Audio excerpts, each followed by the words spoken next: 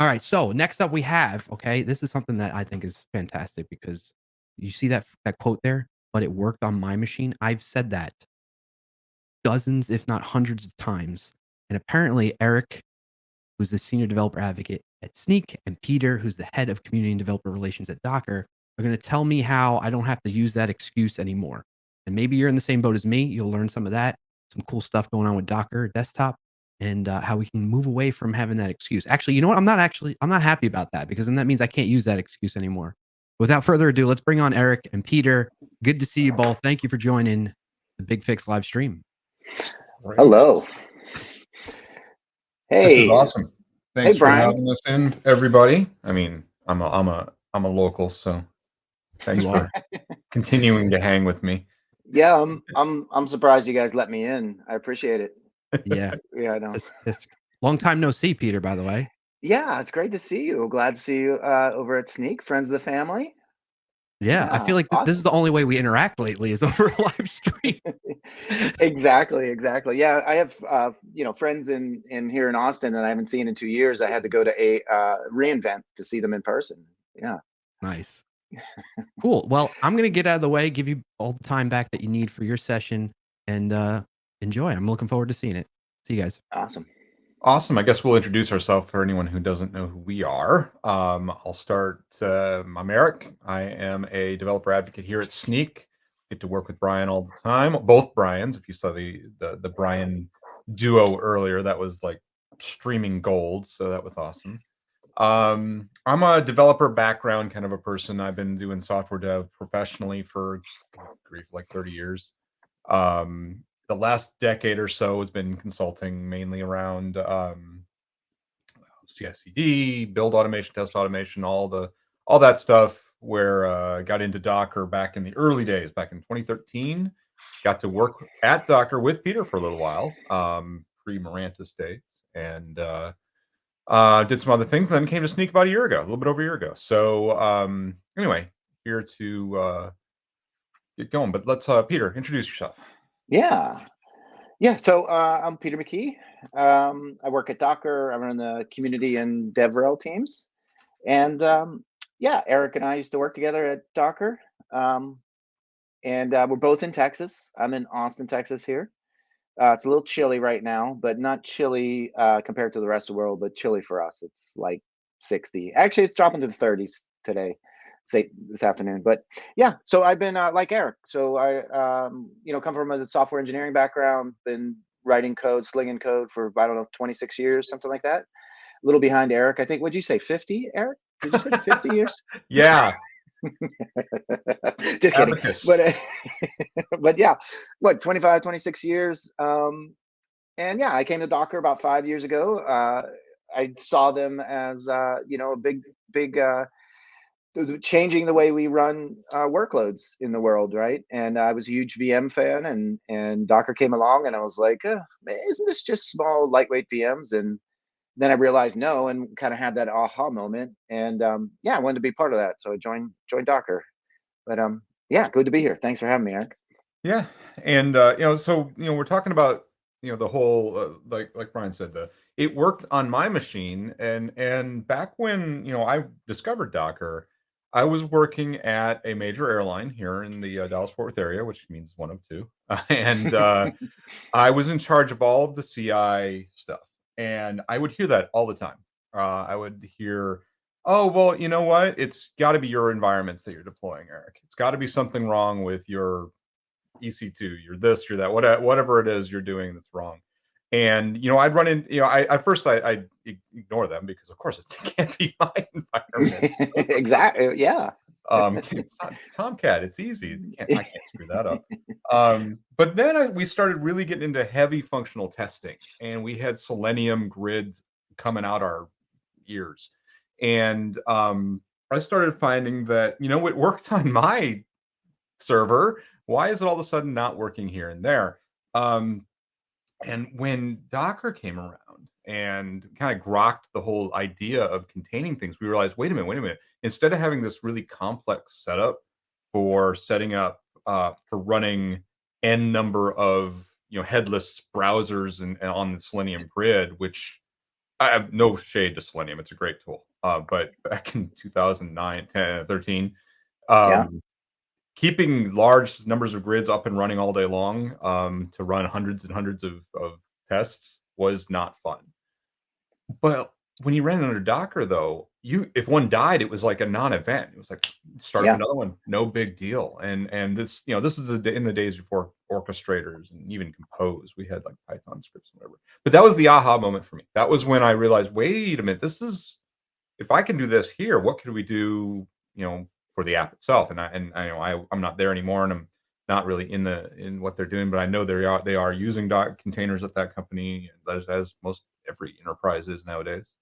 Yeah. So yeah, when Peter and I were talking about what to do here for this, I think getting back to the basics of how do you start running your app on your desktop like it would run in production in a container. I think that's what we want to show everybody, and we're here. We will field questions as we get them, and I make sure I've got my chat window open so I can see them.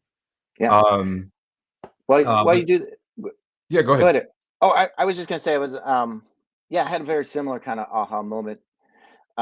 Two of them, two of them were really the kind of push me over the edge. I don't know if that's a good analogy, but anyways, push me over the fence maybe.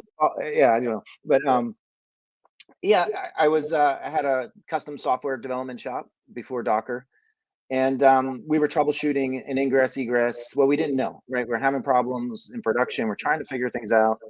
I had a development team in the Ukraine. My heart goes out to those people today, but yeah, they were fantastic. And one of the operations guys was taking an Nginx server up and down and spinning up, moving it from EC2 instances. And I stopped him. I said, wait a minute, what are you doing? You're not installing, configuring, and running Nginx every time. And he's like, no, I'm using Docker. I was like, wait a minute, what's this Docker thing? And so of course I went and downloaded and played around with it. And, I didn't quite get it yet until I was able to spin up a database locally, a MySQL and a MongoDB locally, and didn't have to install it or do anything. I was like, oh, okay, this is pretty interesting. And then, like you said, now how do I use it how can I use this? How can I use this for my apps, right? Yeah, and that was kind of my, I know, super geeky aha moments, but yeah, super powerful, right? I mean, it used to be a pain just to get a local SQL server running, and then you had different versions, and not Oh SQL server, God, I'm sorry, MySQL, and yeah, it was just yeah, super painful. Yeah, yeah. I mean, the ability to run like 4 different copies of the same app and not worry about port binding issues because you could use the Docker, port binding, use the yeah, word twice, yeah, to manage that instead of having managed, oh, I've got to have a service lookup library and figure out, oh, well, the blue version and the green version of the app are assigned to these ports and all. Yeah, it's yeah, yeah. good times. Cool. So I think the first thing we should probably touch on for people who are new to running this locally would be how to get Docker Desktop installed. Yeah, Do you want to talk to that?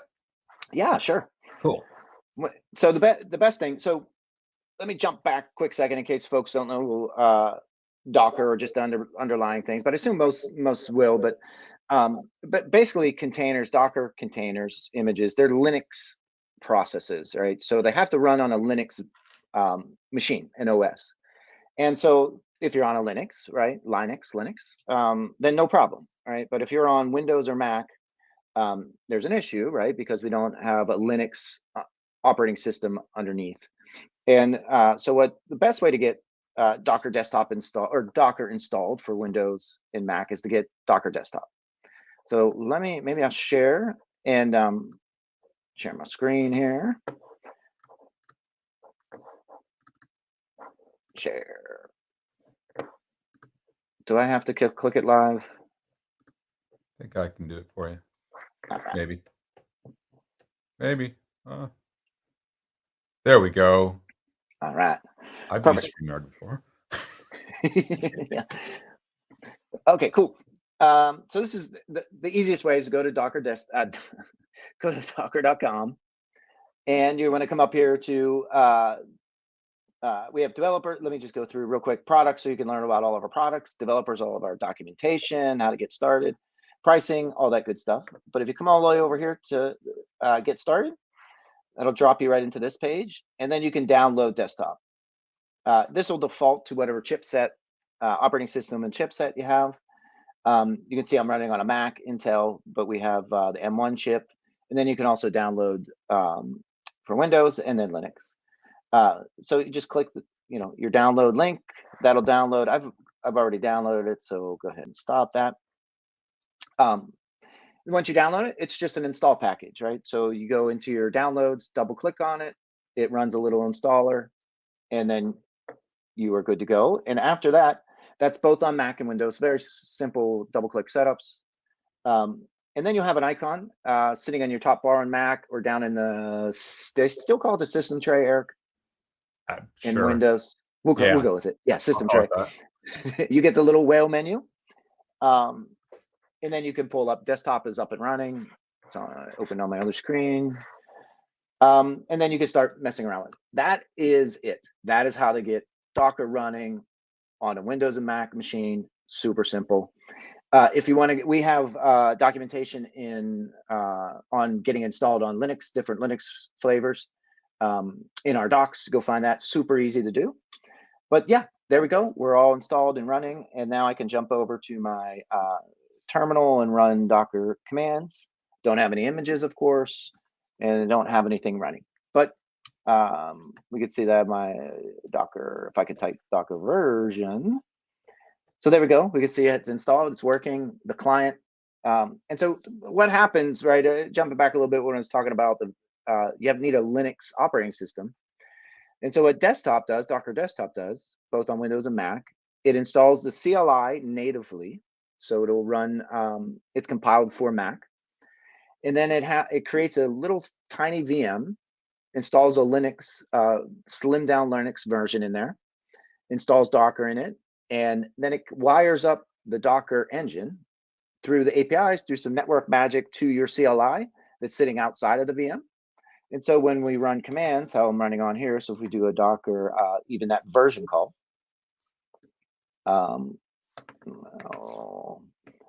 I swear, typing in front of people is the hardest thing of these streams. You can see there. So when I run Docker version, or if I run Docker images like I ran before, the CLI, the command line interface, is making an API call into the engine.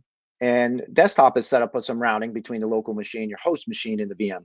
And it will route calls into the engine that's running inside of that VM, running on Linux. And so when you run it, when you do a Docker run, that's running the image. It's starting it inside of the VM, the native Linux VM inside, image inside the VM, and wires up all your consoles and all that type of thing. So very simple click, one click setup, and you're good to go. All right. Awesome. So, we're, in order to get into, demonstrating this, as you've seen, if you've been watching the show, us Snyk folks, we have these goof apps we use for demonstrating vulnerabilities and whatnot. I'm just going to use one of those to show, hey, I have an application. I want to get it running just like we run it in production. So I'm going to take over screen share if I can figure that out. Good. There we go. Let me get my font a little bigger. And we have this thing we call Java Goof. In fact, if you are interested in it, I will copy the link out there for everybody. I'm just forked off of our main one. Let me see if it'll let me post that into chat. That's the repository I'm going to be using. This has a bunch of stuff in it. You can take a look at all the under exploits. There's a bunch of readmes. You can see how you can play with and find nasty things in Java code. We have versions of this for Python and Node.js and all sorts of things. But the what I want to do here is just kind of demonstrate how you can get an app running locally, right? So if I come over to my editor, oops, that's not the right icon. You don't want to see that slide for something else. There we go.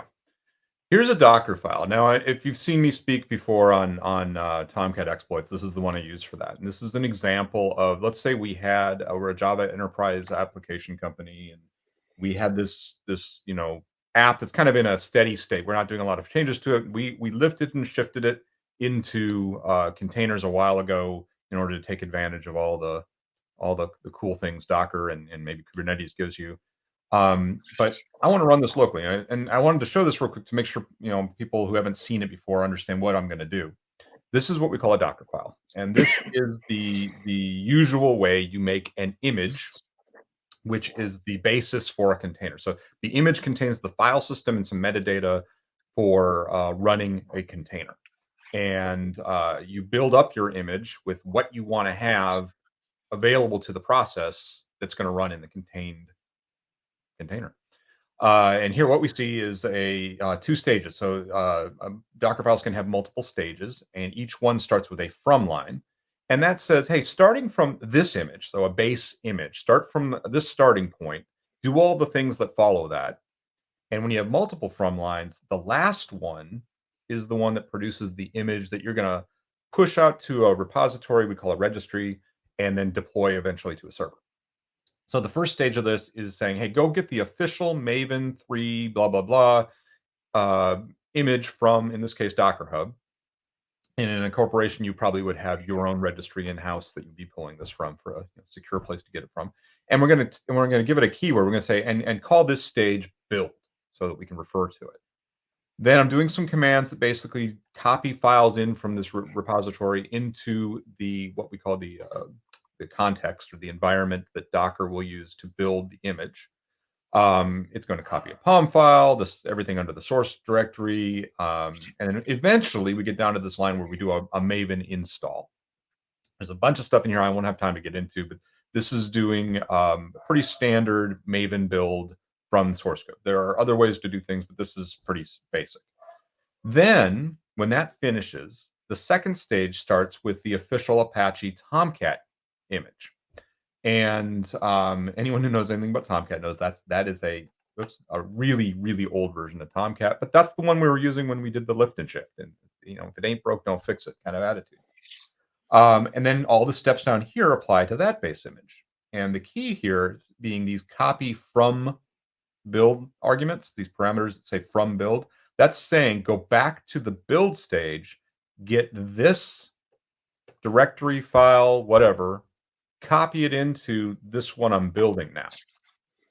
So at the end of this, I have Tomcat plus my web application and a few pieces that I need for the application to run.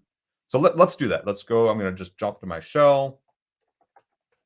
And I'm in that directory right now. And to do that, the most basic way is to, from the command line, just use the Docker CLI and issue a build command.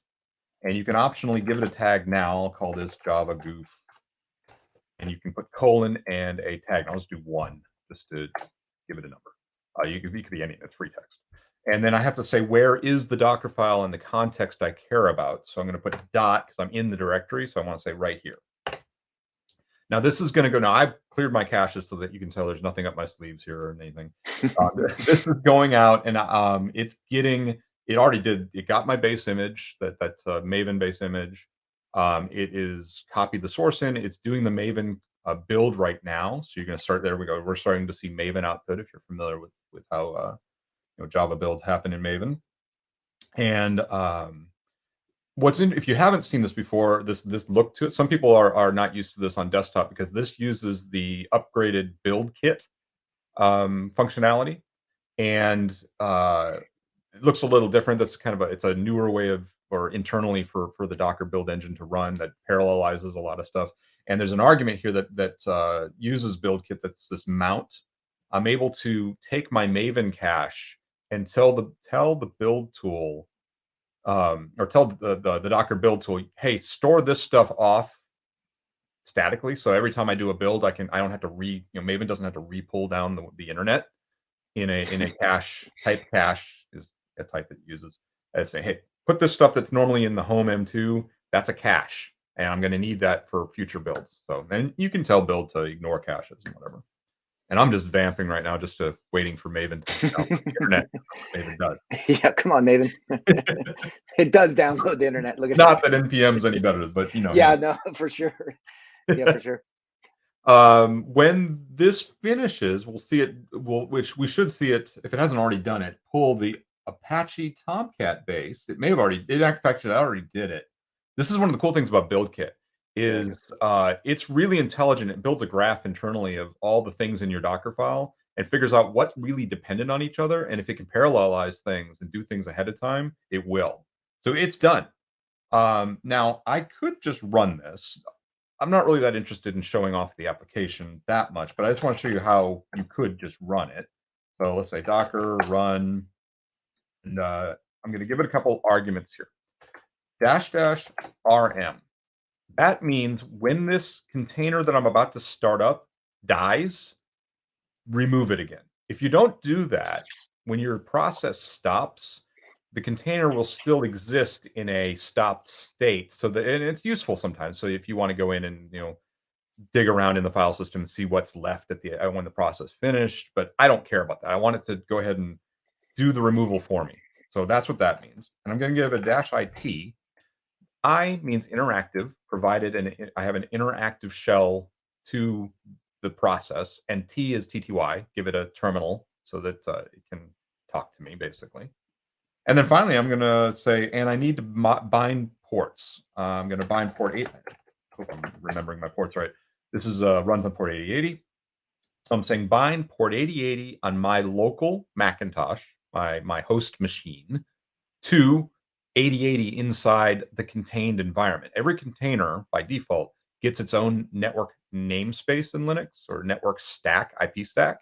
So to the process, it looks like it has its own network. This is saying, if you've ever used Vagrant or used a virtual machine, this is very similar to when you start up a virtual machine. It's got its own network interface, being a virtual network drivers, or network, what do you call it, card. Yeah. Same idea, little lower level, but we're saying, hey, find traffic going here, send it to there inside the container. And then finally, I'll say Java goof, right? And we'll kick it off. So if you were on Linux, just doing Docker CE, just not having the desktop everything else, you've got Docker engine right there, and you do the same command, it would just work. What's really cool about desktop on Windows and Mac, and sometime soon on Linux, if you whole other thing. Normally, since the Darwin kernel in OS 10, and it's a little bit different in Windows nowadays, but since we're not running on Linux in these cases, in the old days, we would have had to use Docker Machine or something else to start up a Vagrant or some other VM under the scenes with Linux there, bind the ports, map the drives, do all this stuff. Docker Desktop just takes care of it. It just starts it up for me, does all that for me. I don't need to know much of anything other than it looks like I'm running Docker locally. You can see from my delayed talking, we waited long enough. Tomcat is running, and just to prove that it worked, we'll go to localhost 8080. Wait for it. Wait for it. Wait. There we go. Tomcat was doing its thing. And this is the sample servlet that comes with the Tomcat version, or the Tomcat container at that version. They actually removed it in newer versions, which is a good thing. I can go to the R application specifically, and now I can start troubleshooting. So oftentimes what's happened is I'm a developer. I got a ticket to work for a defect in my app on version foo of my application. So I could check that tag out. I could build it and make my container just like it's running in the real world, run it and try to duplicate that bug right now. And attach my debugger, and there's all those things you can do.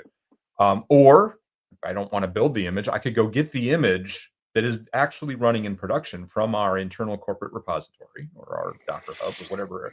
And I could actually do the same Docker run against that. I don't have to actually build the image. I can just use the image that somebody else built. And this is where you start to lose on the converse, you start to lose the excuse of it worked on my machine, because if it worked on your machine using the image, probably didn't work on your machine. Now that's a broad statement, because there's configurations you can apply and other things, but it makes it a lot easier to see on your machine what it will look like when it's running on other people's machines, right? So yeah. Now, one of the things that you might have noticed when I did that build, I'm going to kill this. Let me scroll back up here past all this Catalina output, is this little hint that Docker threw out at the end of the build. And it says, hey, you could run Docker scan right now and see if you've got any vulnerabilities. So I'm going to do that. Now, Docker scan, if I run it without anything, it's going to give me, help here. Yes, I consent. This is by default. Docker scan is going to connect to, I think I've already set this up. It's going to connect to Snyk on the back end for the vulnerability database connections. What it's really doing is it's just running our Snyk tool in a little container kind of hidden away and keeping it up to date for you. You could also run our Snyk tool directly and get the same kind of behavior, but it's just baked right in, so you don't need to worry about it. But it's saying here's the help, but really all you need to do is you say the name of your image. There's the tag. You can also feed it this file, Docker file. This is just a little hint to the scan engine to say, hey, by the way, when you look at the layers of this image, let me run it while I talk. While you're doing the scan, this is the Docker file that built this image. So it helps it cross-reference things that you set up in the layers of your image. It's not absolutely necessary, but it is, if you've got it, you might as well give it that extra bit of information. It really helps if you're using base images that aren't well known, because you can say, oh, I'm using that base image, and it'll say, from your from line, I know what you're doing. And what it does here is it's scanning through all of the file system of the container, all the layers and the pieces of your image, looking at all the Linux packages and everything else that are in that, and then it's going to start pecking away at our vulnerability DB and saying, hey, this is what I've got. Is there anything vulnerable there? And of course, my machine's running slow today, so this is taking a minute. But anyway, while that runs, trying to sneak. Yes, Robert Tables was talking about the VS Code extension now. So we do have IDE extensions for IntelliJ and VS Code, and they are quite cool. Wow, this is taking forever. My machine or something between me and servers is running slow. It's a demo. The demo gods. It is. Of course it is. This is what I get for not pre-baking and doing the cooking show style version of this and wanting to have the nose nothing up my sleeves. The live demo. How it always works, isn't it? Yeah. Pull the done turkey out of the oven. So I'm going to talk ahead because I know, I shouldn't say I know, because then I'll really be tempting the demo gods. I know what's going to come out of this is a bunch of vulnerabilities. And at the very end, the tool is going to come back and say, you're running on hella old version of Tomcat, which we know has this many hundreds of vulnerabilities in it, and so many are critical and high. And it's going to give me some recommendations to say, hey, if you were to change to this base image, you would cut down your vulnerability count drastically.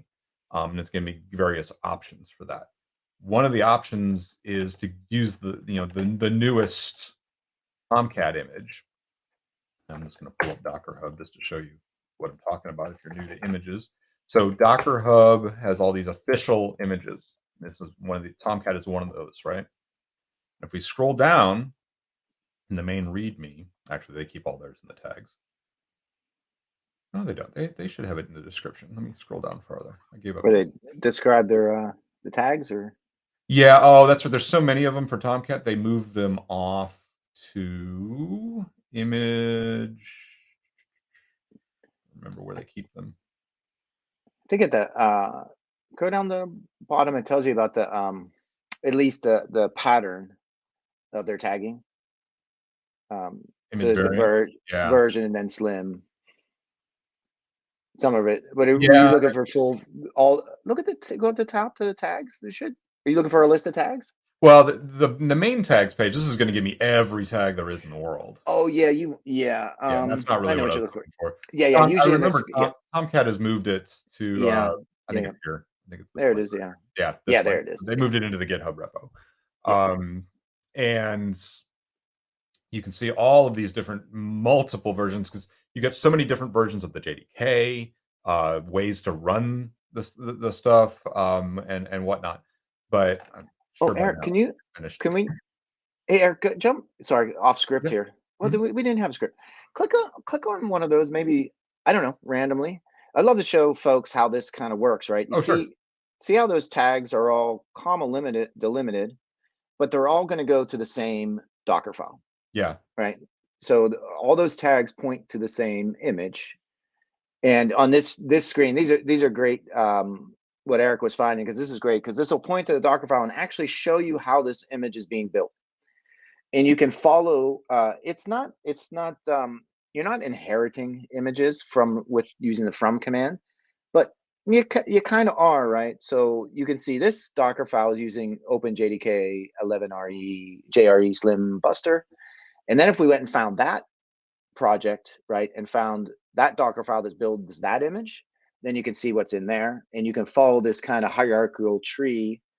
And it's pretty interesting to see how these open source projects, kind of go down the base images that are built off of base Mhm. images that are built off of base Linux images.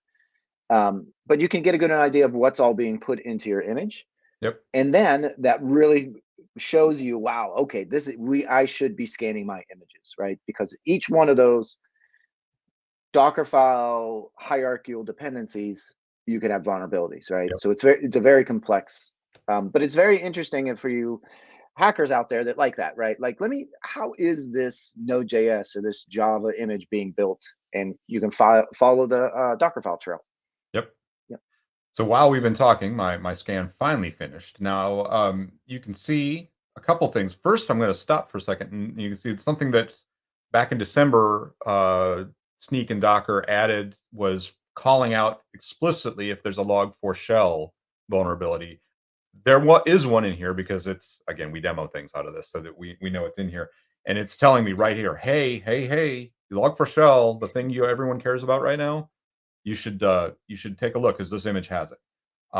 That's just an interesting aside, not really part of what I wanted to show. But if we scroll back up here, there's a lot of stuff in here. But the part of that you see all of these different vulnerabilities, and it's dug all the way down into the images and showing you, hey, Tomcat WebSocket, blah blah blah, 8521 has this denial of service vulnerability. You should upgrade to 8557. There's a ton of stuff in here, and that can be daunting. Anytime you get a vulnerability scan, that's just a big bunch of stuff. It's a lot of info to take in. It's good to have the detail, but the one that's interesting, if I scroll up to this section, this is what I was talking about before. You are using this base image. It comes right off the bat. You're getting this many vulnerabilities. You're inheriting. Again, that's not the right term for it, but this is what's baked into that base image. If you were to upgrade your base image to in this case, 8565, every time I run this, it's different because both the vulnerability DB changes and Tomcat is constantly building newer patches to fix things. So right now, if I were to go to 8565, I'd get 160 vulnerabilities, 10 critical, 15 high. If I'm willing to go up to a newer version of Tomcat to the major 10.1 release, I would drop down to this many. And if I were to actually go to one of these options, so interesting to see because a lot Yeah, of the this. time they'll bring up the Corretto ones here, which are the AWS JVMs, Yeah. and these have even less and zero criticals. So putting the hat on of a junior developer who's not a security analyst, I look at this and I'm like, wow, this is a lot of info, but this is actionable, right?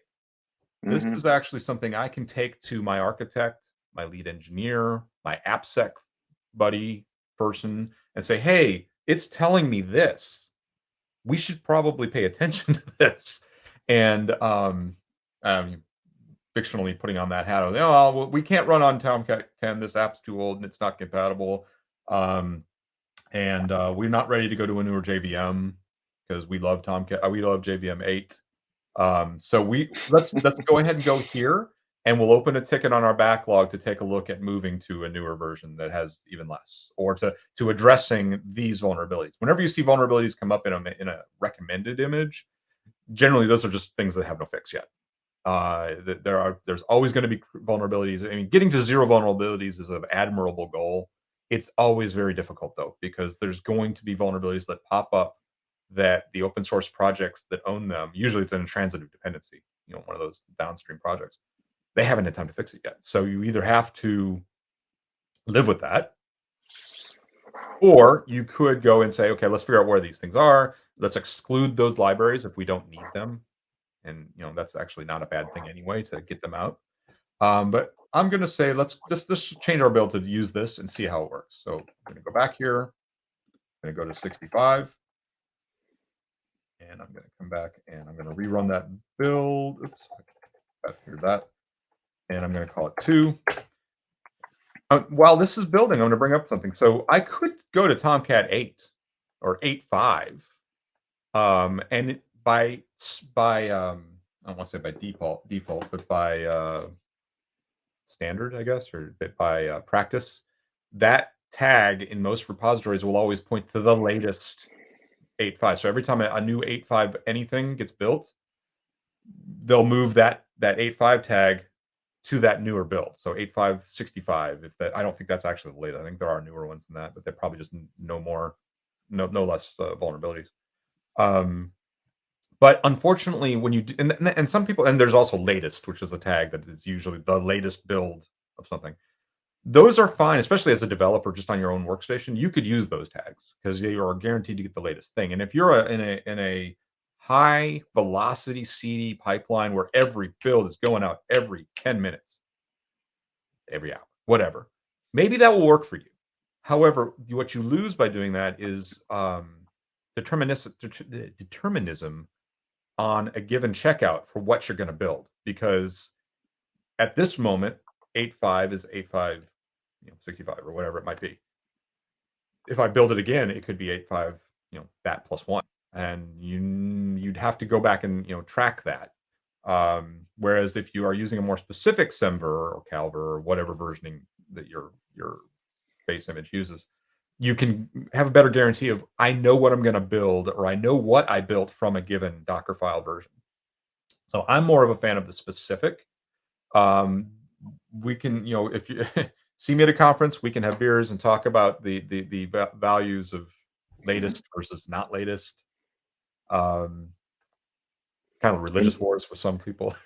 Yeah, like I always, I love to have this conversation, but it's always it's like an internal discussion, right? It's like, yes, you should probably point, but then how do you actually do it? It's like the point is to production point to a specific, deterministic. However you do that, fine.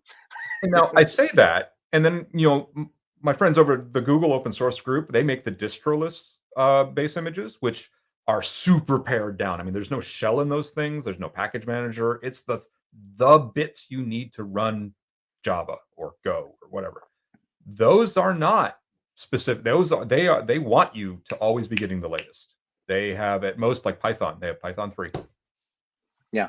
You will get our latest Python 3 every time you build this, and unless you want to use SHA hashes, which is an option, you aren't going to know from GCR what you're going to get.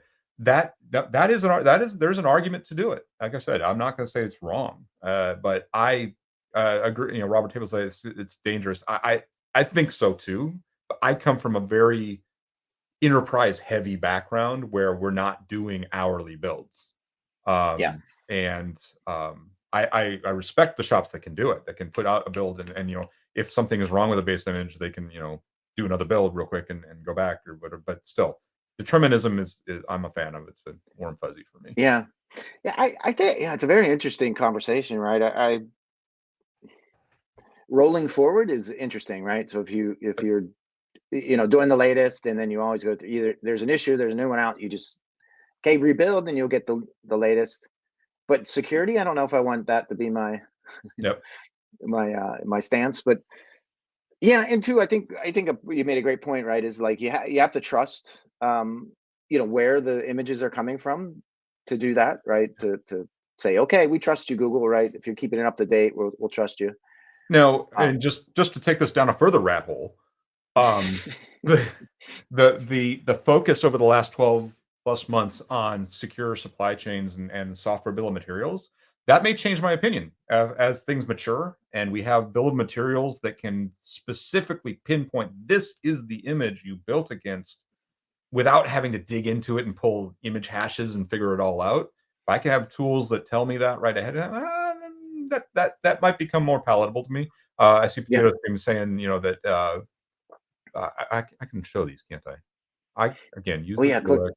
click on, yeah, there we go. Yeah, so prefer running latest unless we can encounter errors. We can upgrade the. I usually don't see a point to not upgrading major minor as long as I trust it's an image I trust. And trust Yeah. is the key word there. So I get your point, and I understand that. And having the latest is, a lot of my security counterparts here at Snyk would say you should always have the latest. You should be moving to the latest, and that there's a good point to that. I I am very untrusting. Yeah. If I didn't build it, I want to know that it's the one that's vetted. If we have a way to constantly be getting the latest and vetting it, whether it be through functional and or vulnerability scans, whatever else, cool. I just like the deterministic number, but Yeah. again, not saying it's wrong. Thanks for that Yeah. comment. Yeah. We have this discuss. I think we do this as engineers. I know I certainly do it, right? You read blog posts and you want the new fanciest architecture, microserviced and blue, green, and canary deployments, and continuous delivery all the way to production, Yep. no checks. And yeah, we think, but it's rare to do that. That is very hard, right? It's very Yep. hard to do. And yes, of course, I think we should all be striving that way. But to your point, right? And to the point of the security, your colleagues, right? They're like, hey, stay on the latest. That's the safe. I agree, but Yep. I like unless the you got really good processes and teams in Yep. place and checkpoints and right, to me, my anxiety meter kicks up big time. So just to show, I ran it with the 2 tag. So that's how I built it, with the 2 version number in my tag, and tested it. Came up. Now you're seeing a 404 because between 21 and somewhere between 465, the Apache folks did the right thing and took the sample servlet, the management console, out of the default image, which because there was no reason to have that. Yeah, I mean, if you want that, add it back yourself. But you can see the version in the error. So I am on the latest version. I didn't have to. So the cool thing here is coming from an old people like me know that getting a new version of Tomcat to test against, if you weren't a middleware person and didn't know the intricacies of setting up your Tomcat server and getting the configurations and all that done, that was not. It wasn't hard, I want to say, but it wasn't trivial. It wasn't something you just change the number, build, go like it is now. Now I'm on a new version of Tomcat. I have that. This plays into the infrastructure as code kind of thing, because if I go in and I say git status, git diff, that is code reviewable. The fact that we're upgrading to Tomcat 8.5.65 from 21 is code reviewable. I will commit this potentially with a commit comment that probably includes, the issue number or Jira ticket or whatever it is that I was working on when I did this, and that will get reviewed. And part of the review would be, hey, why are you upgrading to this? Who told you to upgrade to this? And I would probably include that Snyk scan or whatever scanner I used told me about this, whatever. So it flips that paradigm from I depend on middleware to keep me on a version of Tomcat to I am empowered to provide infrastructure as code here.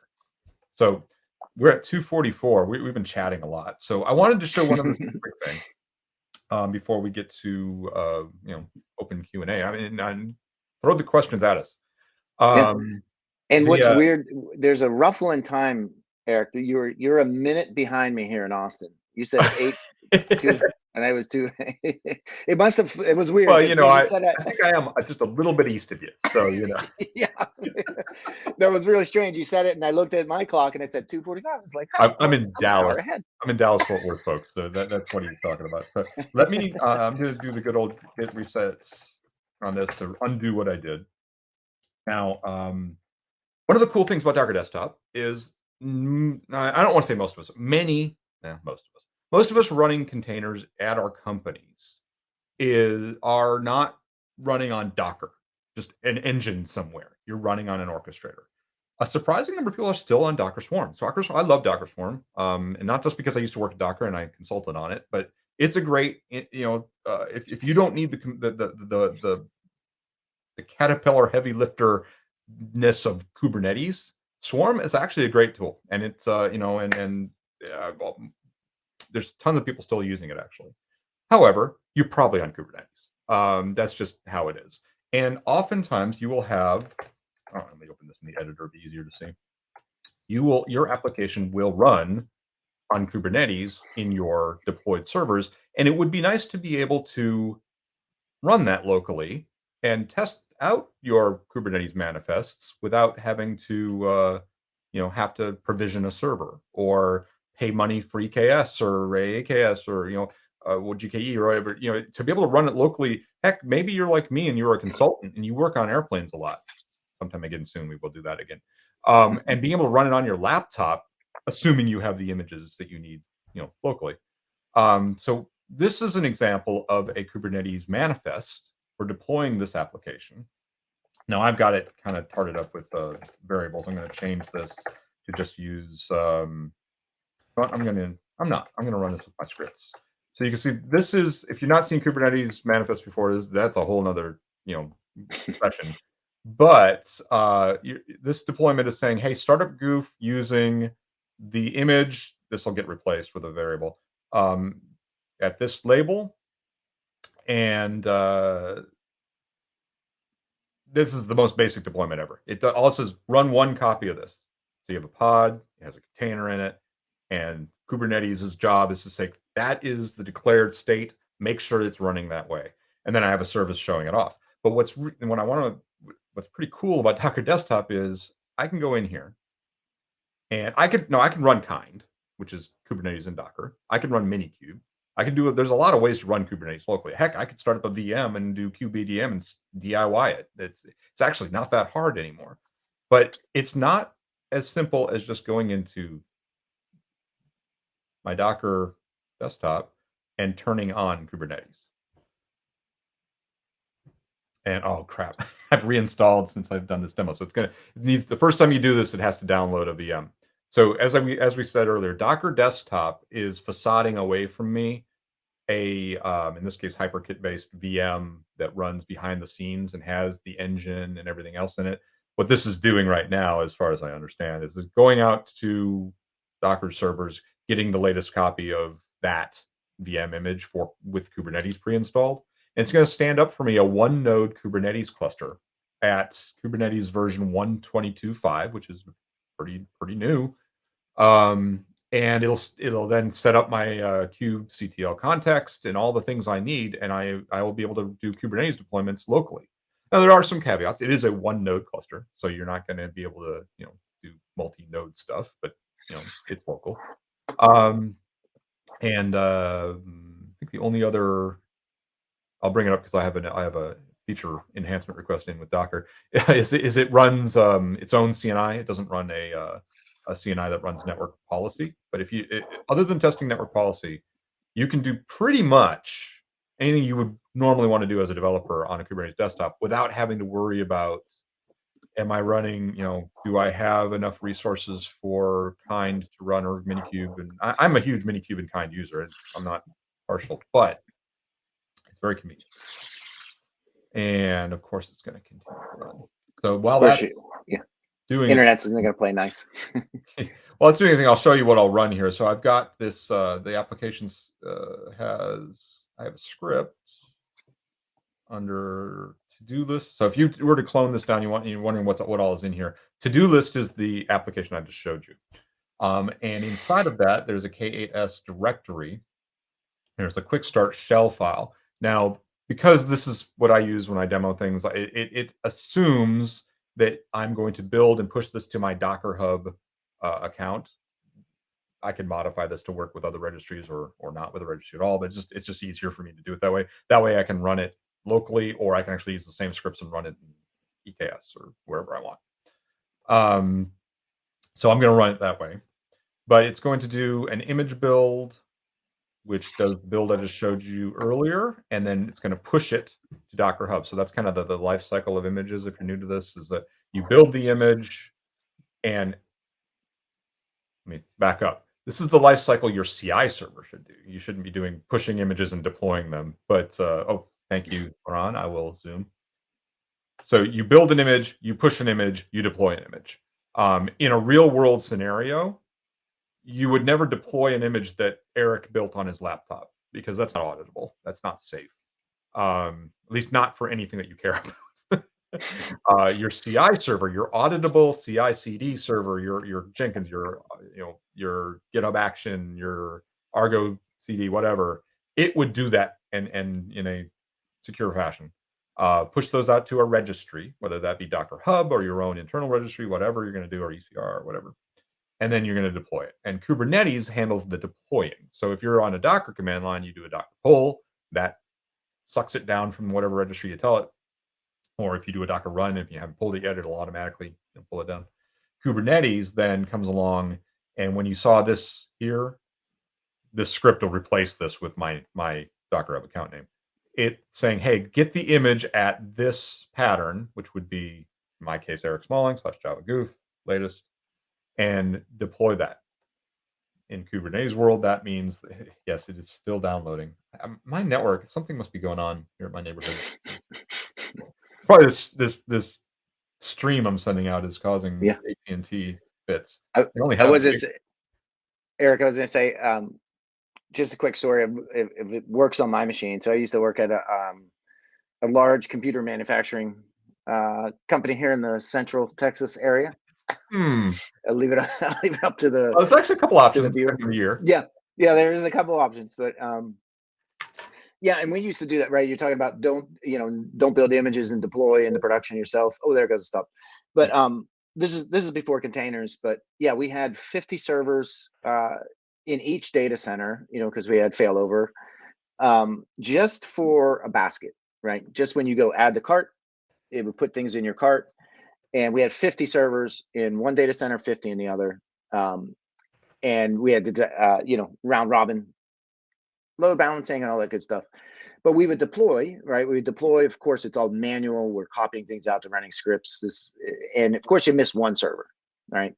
Or you miss two, right? And it's that problem where you get, actually we're doing the CFPs for DockerCon, right? And our tool that we're using has to have one bad node in the cluster, right? Or however they're running, because you'll make 3 requests and then it'll spin and spin and spin and you get an error, right? Hit refresh, you're back up and running again. No problem. That's weird. A little glitch in the matrix, right? And then you keep working. And this happened at this large computer manufacturer all the time, right? And so we'd have to hunt down which server did we misconfigure, right? What server was not put in some of our scripts. It's just a nightmare. But with and then so we would build stuff locally. Okay, push this out there. Maybe this is the fix, right? And it was a madhouse.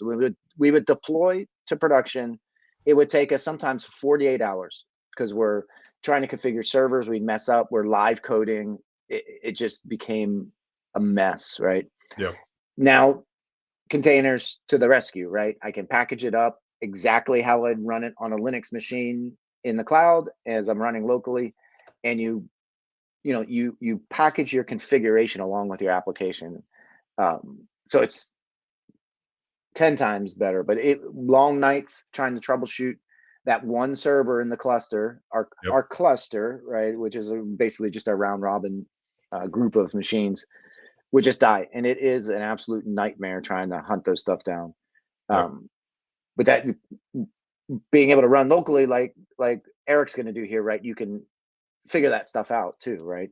Pre-prod. Yep. So while you were talking, it finished. I ran a script that really quickly ran it all for me, just to show you. If you're familiar with Kubernetes, we have our pod, and you can see it's deployed. The deployment that owns that, and the replica set that owns that. And then we have the service I showed you at the bottom of that YAML file a second ago. And one of the really cool things about Docker Desktop is that it will emulate a load balancer. So oftentimes you're deploying with a load balancer in the cloud, and that will automatically, based on how EKS, for instance, I'll just keep using them as an example. It'll set up an ALB or ELB, and it'll set all the wiring up. But you have to have a load balancer. If you're doing your own kind cluster, you can do this, but you have to set up an LLB, or you have to do a bunch of configurations. And it's not hard if you know how to do it. But the first time you do it, you're like, what am I doing? Minikube, you got to stand up a tunnel to do the same kinds of things. They all do them, but this just right out of the box. I have it right on localhost, and sure enough, there it is running. I reset everything, so we're back to the old version of it. But I can test my app through the Kubernetes load balancer configs and everything else that I have set up for my Kubernetes application, I'm not going to say exactly like production because there's always going to be differences in configurations. But the fact that I can test the majority of my Kubernetes manifests and make sure that it's going to work when I check this in and the CI server is going to do this for real is really powerful. In fact, one of the other cool, if you can take a look at Git namespace, you can see this. I actually have multiple namespaces running here. This example is my log4shell example. So I've got, I do a K as alias to kubectl, sorry. K get all in the namespace dark web. So if you're cloning this repo down and you run this script, you're going to get 2 namespaces. You're going to get the app running. You're going to get a couple of evil LDAP server related pods to exploit log4shell, all that stuff. And we are down to like 2 minutes, and I can see in the back office the next people are coming in, and yeah. So you can't see him. I can see Brian. I can see Randall, who I report to at some level. So I have to be good now. Nice hat, Brian. Love it. Thank you. There's not. I'm being 100% serious. That looks really good on you. It does. Oh, really? Awesome. You think so? Yeah. All right. Yeah. I mean, I just do it for fun and giggles to make myself look silly. Is that but what I they call a appreciate bowler that. hat? I think so. Yeah. Yeah. Whenever I see a bowler hat, so I'm going to date my kid Yeah. now. There's a go ahead, movie Eric. that Disney put out years ago, Meet the Robinsons, I believe. Uh-huh. Yeah. And the evil character has a self-aware AI controlled bowler hat that takes over the Nice. world, basically. Well, I'm an evil character, I guess. Very appropriate. No, it's controlling you. That's the problem. When you have one on, now you're controlled by it. No, this was fantastic, guys. And what did I want to say? The one thing that kind of stood out to me throughout all this that I loved about the style and the format that you all did was I like how you were having conversation and Eric's just like doing stuff in the background. So like you're learning as a viewer myself, I'm learning while you're doing stuff in the background, and then you two are talking about an interesting topic. And that topic in particular that stood out to me too was deciding on like what how you want to define the versions of your base images and stuff. Because I'm exploring and learning more in this space with you two being experts to learn from. So thank you for being here to do that. And I've found some, that question coming to mind quite often as a developer looking to use containers for this exact talk, right? So I don't have that excuse of it works on my machine kind of thing, but also from a Yeah. security perspective, what version should I be using? That kind of thing. So I very much appreciate both of you being on. Any last comments, things that you want to touch upon? No, thanks for having us, and I'm amazed how many to the other people watching. I'm amazed how many bugs and vulnerabilities you guys are fixing in this big fix. The numbers are staggering. It's awesome. Where are we at now? How many fixes am I allowed to ask? No, why would you be allowed to ask, Peter? Come on. I don't That's know. a silly question. Well, because Brian, if it was like you're like 5, no, it's not 5. You'll be pleasantly very surprised important one. there. it was it was a 2. We got 2, Peter. We got and 2. No, we're at am I still sharing my screen? Let me get that back on here. We're at over 83,360 Wow. vulnerabilities fixed. So very But very good. Wow, 477,000 found. Yeah. Yeah. Yeah. 83. Wow, that's awesome. That's really cool. And is that just, do you have I can't see your URL. Is that the Big Fix URL? Yes, that is the Big Fix Snyk, URL. Awesome. Yeah. Snyk.io/events/the big fix. But yeah, thank you for your awesome session, both of you. Hopefully we helped help people get that number higher before the end of the telethon. For sure, I think so. Awesome. Thanks for having me. Really appreciate it. Excellent. Thank you, Eric and Peter. Appreciate you both. Have a good one. See y'all.